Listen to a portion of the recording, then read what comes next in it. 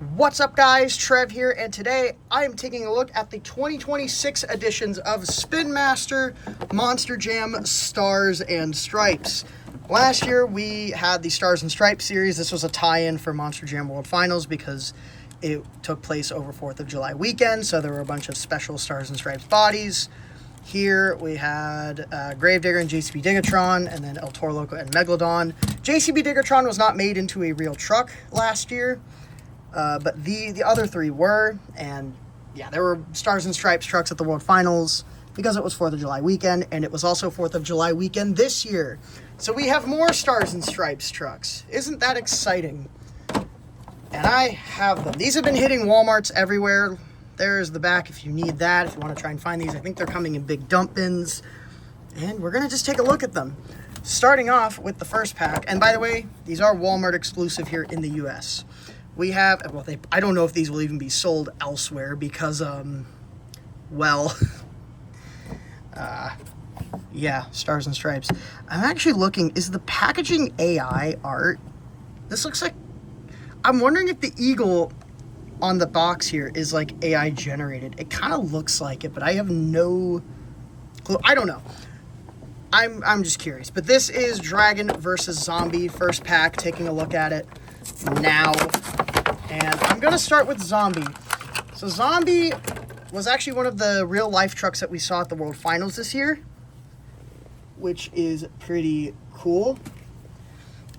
And the Stars and Stripes trucks, so they all have white bases. They'll either have a blue or a red chassis, and then they'll have red tires with blue rims or blue tires with red rims. This one has the red tires with blue rims. So you can see it's got the blue Zombie logo. You got the stripes going along the side. The arms aren't anything special. The hood is blue with a bunch of stars on it. The eyes there are red. And then you have the back with the Zombie logo in blue. This was actually the first truck that was unveiled for this year's World Finals, the first special body. I believe this body debuted in Birmingham with Bari Musauer driving, who drove it at the World Finals as well. So, yeah, this one, I mean, in real life, I'm going to be real, I didn't really care about this truck, like, at all. I didn't care about this scheme. I'm still not super crazy about it. I think it looked a bit goofy in real life. The toy looks solid. Also, the brain, or the skull, is stripes. So, the skull there actually has stripes on it, with the brain exposed, and the hair, and you have the cloth and all that. All right, Dragon. This is not a real truck. Similar to Digatron last year, there was no Dragon, Stars, and Stripes at the World Finals or at all. So this is kind of like a custom concept. I gotta say, this is probably my favorite Stars and Stripes trucks out of this. This is probably my favorite Stars and Stripes truck in this batch. You got the red eye. You got the red and white flames. You got the Dragon logo. You got kind of the red and white stripes in the fins. You have the stars at the front. You have more stripes going along the center, which looks awesome. The stars continue onto the hood. You got the red nostrils there. This casting, the back tailgate isn't filled in. They filled it in on the 124 casting for Dragon, but the 164, it's still open like that, which kind of weird. You got the red horns, and this looks really cool. I actually quite like this, and like I said, it's probably my favorite of all these. I think this scheme is really sick, and I do like the design. All right, kind of blazing through these. I don't know what to say other than that it's a Monster Jam truck with stars and stripes on it. Okay, next pack, Monster Mutt Dalmatian versus Sparkle Smash. I am going to start with Dalmatian. This one is... there's not really much to say. It has blue ears and a blue tail. The tongue is a regular color. It has a blue nose. You have some stripes on the front of the hood. The dots on Dalmatian have been replaced with blue stars. The eyebrows are blue. Everything else about this, though, funny enough, is the same. The base color doesn't change because, well, it's white as is. The collar is already red and white, doesn't change. The logo surprisingly doesn't change because it's already red and white. The dog tag doesn't change.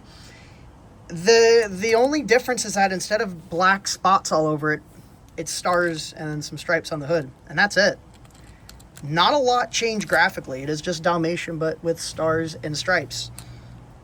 Not bad. Not bad, not bad, not bad. It actually, I'm going to be real, it's probably my least favorite of the stars and stripes trucks, of like all of them. Just because, I mean, there's not much to it in terms of the design. I don't know.